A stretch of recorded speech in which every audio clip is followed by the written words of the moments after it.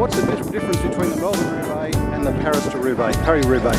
This is a light-hearted, fun ride themed around the Paris Roubaix. There's cobbled sectors, there's challenges, there's suffering and grueling. There's a lot of stopping in between for coffee and to make new friends and just have a good time.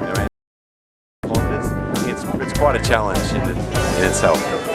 Okay, second question. We all know this year there was an issue with the online registration.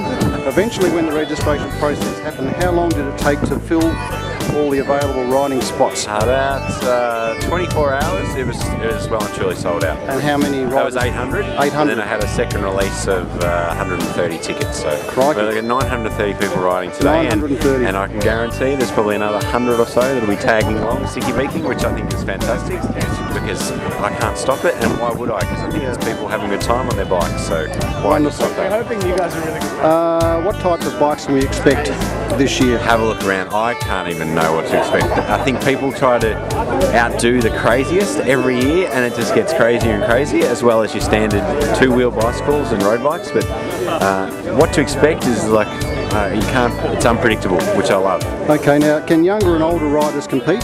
Yes, but you can't compete because it's not. Well, not say compete, yeah. But participate. Definitely. Participate, I should have said. You'll see lots of young riders with their parents. Some parents ride with their kids in the back. Young and old. So last year we had a 12-year-old, and I think we had an 80-year-old.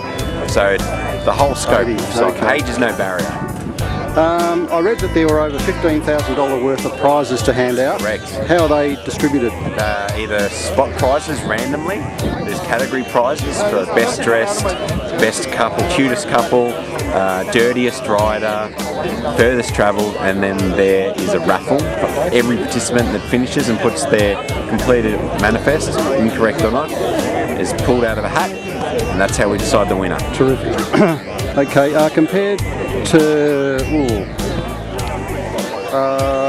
compared to the first Roubaix, how does this one compare?